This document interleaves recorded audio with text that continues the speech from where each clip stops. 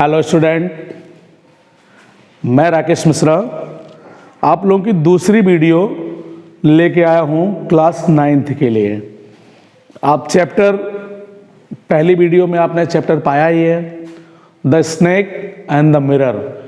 Snake और mirror की वो कहानी है जो एक डॉक्टर जी वो क्लास में सरवाइव कर रहे होते हैं, क्लास में बोल रहे होते हैं और क्लास पूरी साइलेंट होकर सुनती है। तो इसके 3 इंपॉर्टेंट कैरेक्टर हैं। एक तो मिरर है ही, एक कैरेक्टर जो है वो मिरर है, एक कैरेक्टर आपका स्नेक है और एक डॉक्टर साहब हैं जो होम्योपैथ के हैं। तो मैं टाइम बर्बाद न करके आपको सीधा अपने वीडियो पे ले आता हूँ। वीडियो को ध्यान से देखिए और वीडियो को लास्ट तक देखिएगा, पूरा पढ़िएगा और चैनल को सब्सक्राइब करिएगा, बेल आइकॉन पर ऑल पे जाकर क्लिक करिएगा। आपको मोटिवेशन संबंधित वीडियो मिलेंगे। और एक इंपॉर्टेंट चीज़ और आपको बता दे रहा हूँ, पहले आप चलिए चैप्टर पहले क्लियर कर लीजिए, थोड़ा सा देख लीजिए, उसके बाद तब आपको आगे बताया जाता है। आपने फर्स्ट पैराग्राफ पढ़ा, सेकंड पैराग्राफ देखिए, बुक खोल लीजिए, आप लोग बुक से मिलाइए और पढ़ते रहिए। The house was not electrified. जो घर था वो इलेक्ट्रिफाइड नहीं था, उसमें इलेक्ट्रिसिटी नहीं थी, घर में इलेक्ट्रिसिटी नहीं थी। यहां तक देखिए, द हाउस आपने देखा, the house was not electrified. घर जो था वो इलेक्ट्रिफाइड नहीं था, उसमें इलेक्ट्रिसिटी नहीं थी। पहले पैराग्राफ में आपने पढ़ा होगा, कैरोसिन का लैंप था जिसको जला के वो टेबल पर रख देते हैं। It was small rented room. कैसा घर था? छोटा था, घर छोटा था और वो भी रेंटेड था, मतलब किराए पे। जो कमरे किराए पे लिए जाते हैं, जैसे कहीं भी हम जाते हैं, जैसे आप ही क्लास हाई स्कूल या इंटर पढ़ने के बाद इलाहाबाद, बनारस या कहीं जाओगे, कोई भी लड़के लड़कियां हैं इसमें से निकलेंगे तो तैयारी करने के लिए आपको एक रेंटेड रूम लेना होता है। ऐसा तो है नहीं कोई जाके वहाँ आप घर खरीद लेंगे, घर खरीदने तो जा नहीं रहे, एक रूम छोटा सा लेंगे, उसमें सारी व्यवस्था अपनी मेंटेन करेंगे और पढ़ाई लिखाई करेंगे। उसी प्रकार डॉक्टर साहब अपनी क्लिनिक सेटअप करने के लिए आए थे बाहर से, उन्होंने एक रूम लिया हुआ था और वो रूम जो लिया था वो छोटा था और उसका वो चार्ज देते थे, किराया देते थे। आशा करते हैं कि पहली लाइन आपको अच्छी तरीके से समझ में आ गई होगी। The house was not electrified. घर जो था वो इलेक्ट्रिफाइड नहीं था, उसमें इलेक्ट्रिसिटी नहीं थी। It was small rented room. वो किराए का घर था, छोटा घर था, किराए का घर था। चलिए नेक्स्ट लाइन देखिए आप। I had just setup medical practice. वो आए थे, किस लिए आए थे? I had just setup. अभी उन्होंने जल्दी ही अपने आप को वहाँ सेटअप किया था, अभी वो जल्दी ही मेडिकल लाइन में अपने आप को आके सेटअप किए। और किस लिए? Medical practice. जैसे आप LLB करते हैं, उसकी प्रैक्टिस करते हैं न्यायालय में जाके, आप टीचिंग करने के लिए जाते हैं तो आपको प्रैक्टिस कराई जाती है। और etc any type of positions and poses that have to build practice because practice man make perfect। परिश्रम जो अभ्यास आप करते हैं उसी से कहीं ना कहीं जाकर आप पूरे होते हैं। जब तक आप अभ्यास नहीं करेंगे तब तक कंप्लीटेशन नहीं होगा, तब तक आप कंप्लीट नहीं। जैसे आपको कोई पढ़ाया गया, आप घर पे जाके प्रैक्टिस करते हैं, ये मेहनत करते हैं, प्रैक्टिस नहीं करेंगे अब याद नहीं होगा। एंड वर मार्गे मतलब यानी जो पैसा उनको मिलता था बहुत कम मिलता था। जो अमाउंट उनको मिलता भी था उस प्रैक्टिस करते समय, वहाँ के जो लोग थे, ट्रेनिंग पीरियड में याद कर लीजिए हमेशा पेमेंट आपकी कम होती है। देखिए एक फिक्स पेमेंट होती है, वो तो कम रहेगी, लेकिन अगर आप अपनी प्राइवेट प्रैक्टिस कर रहे हैं तो उसमें ज़्यादा भी आ सकता है, कम भी आ सकता है, किसी दिन नील हो सकता है। तो इसीलिए आप एक इम्पॉर्टेंट सेक्शन आपको दे रहा हूँ। ये देखिए मेरा चैनल जो है, मेरे चैनल का नाम ये है, इस पर आप जाकर बेल आइकॉन दबाइएगा और आपको सारी वीडियो मिलेंगी। कभी जैसे मान लीजिए आपके घर में कोई लड़का एसएससी की तैयारी कर रहा है, बैंकिंग की तैयारी कर रहा है और भी कर रहे हैं, तो मैं ऐसे इससे भी रिलेटेड वीडियो उसमें डालता रहूँगा जिससे उनको आसानी हो जाए। तो चैनल JIGYASHA जिज्ञासा होनी चाहिए। ये देखिए यहाँ आई हेड के साथ, मतलब आई यहाँ है, जिज्ञासा होनी चाहिए। ये पूरा ये है, जिज्ञासा होनी चाहिए। JIGYASHAHONICHAIYA चाहिए, जिज्ञासा होनी चाहिए। आशा करते हैं कि आप लोग चैनल को देख चुके होंगे। स्क्रीनशॉट ले लीजिए इसका।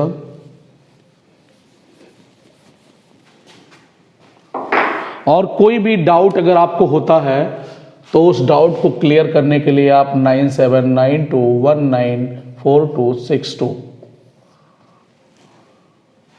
पे भी आप क्लियर कर सकते हैं। आपको किसी प्रकार की कोई आपको दिक्कत महसूस हो रही है तो आप इस नंबर पर संपर्क भी कर सकते हैं। स्क्रीनशॉट ले लीजिए इसका।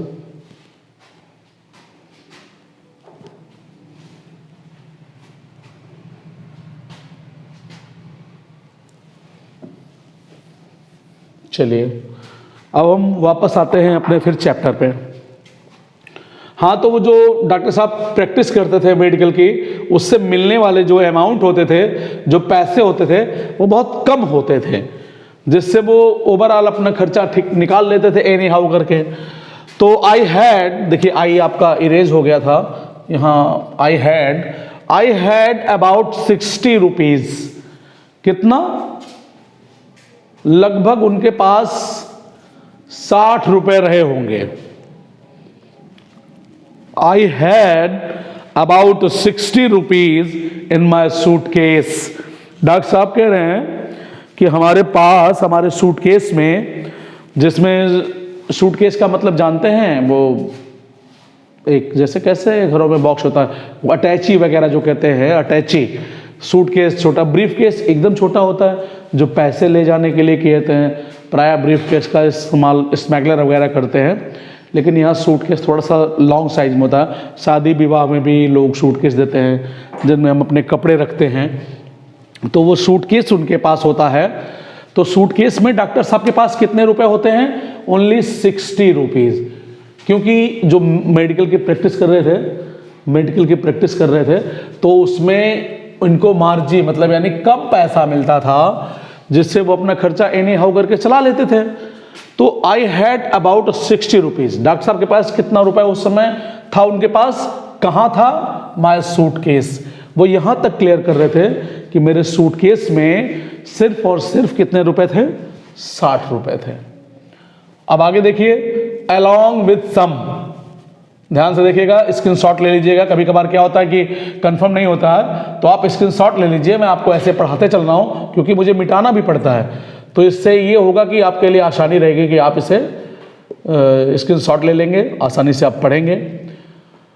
तो along with the some shirts, उनके पास कुछ शर्ट्स थे, हाँ शर्ट्स, एंड धोतीज, और धोती थी, मतलब यानी टॉवेल वगैरह होता है जैसे, और गमछा है, ये ऐसे मतलब साधारण भाषा में समझिए कि जिसे स्नान करने के बाद कपड़े उपड़े चेंज करने के लिए टॉवेल की ज़रूरत होती है, धोती की ज़रूरत होती है। तो डॉक्टर साहब के पास एक धोती भी थी और कुछ शर्ट थे। I also possessed one solitary. ये देखिए सॉलिटरी शब्द क्या है, ध्यान दीजिए, SOLITARY, स्पेलिंग क्लियर कर लीजिए, SOLITARY। सॉलिटरी का मतलब जैसे ओनली वन सॉलिटरी, एक ही मात्र, सिर्फ एक ब्लैक कोट। उनके पास एक कोट था, सिर्फ एक ही कोट था, वो जो कि आई वॉज देन वेयरिंग, जो कि उन्होंने पहना हुआ था। सिर्फ उनके पास एक कोट था जो कि वो पहने हुए थे। तो आशा करता हूं कि आपको यहां से यहां तक क्लियर हो गया होगा।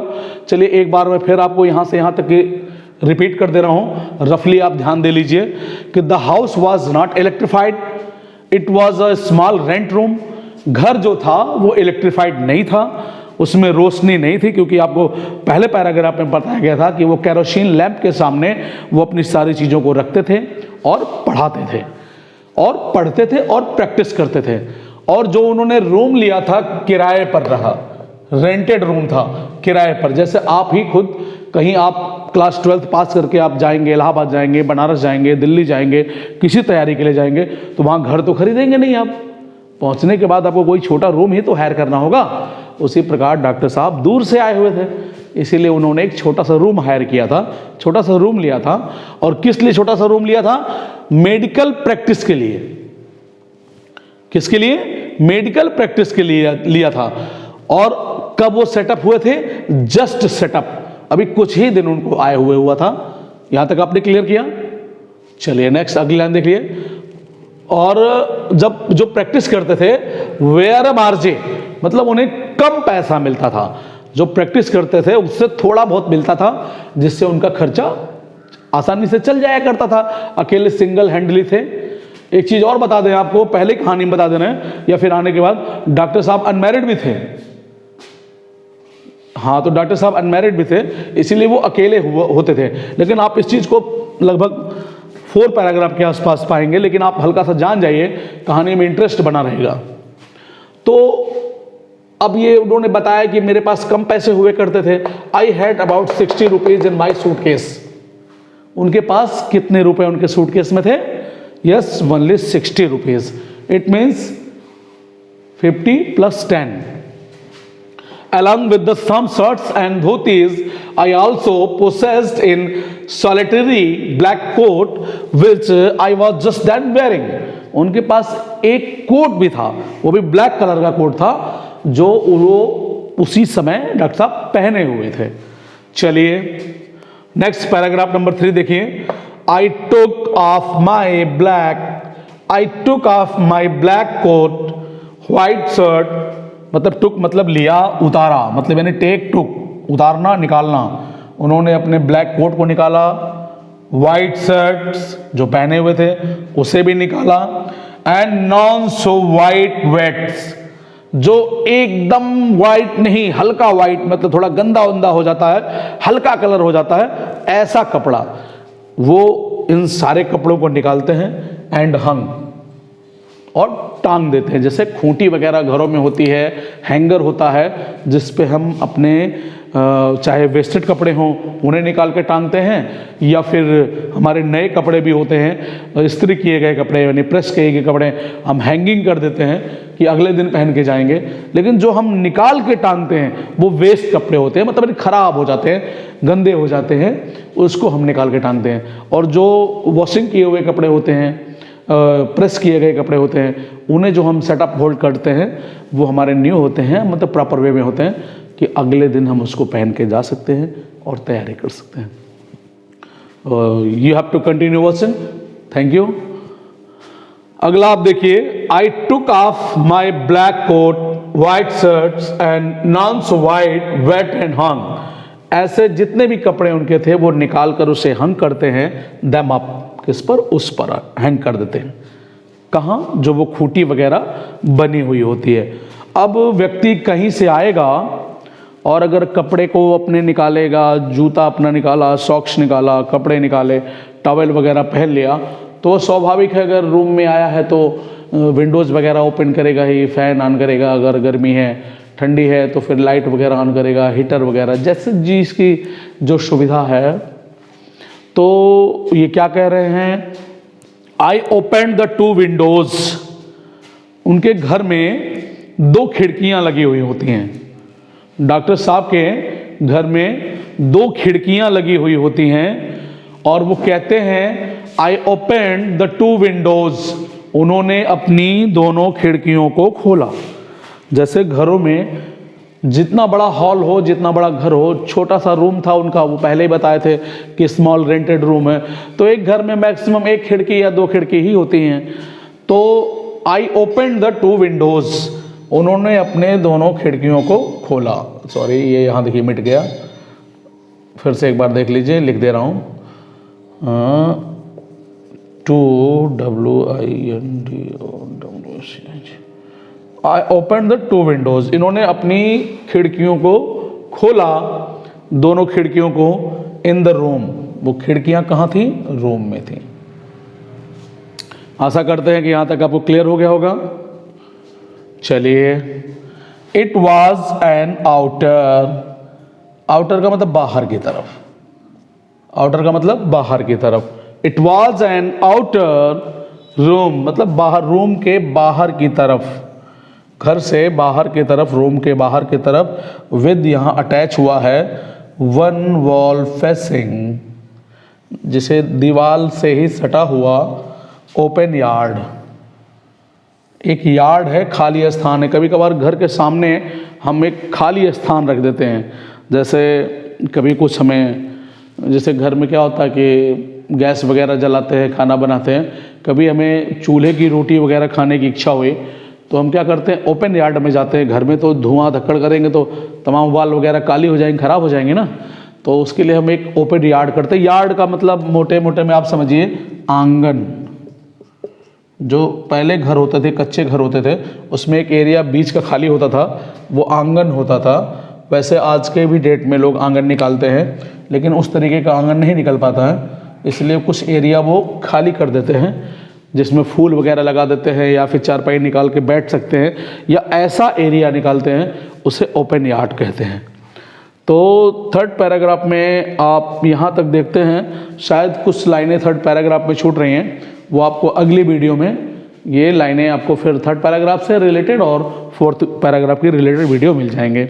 तो वीडियो को लास्ट तक आप पढ़िएगा, देखिएगा, फिर आपको रिमाइंड करा दे रहे हैं, चैनल को आप लाइक करिएगा, सब्सक्राइब करिएगा, शेयर करिएगा और अपने रिलेटिव को बताइएगा, जिससे उनसे रिलेटेड अच्छे वीडियो उन्हें मिलेंगे। Thank you for watching. You have to connectivity.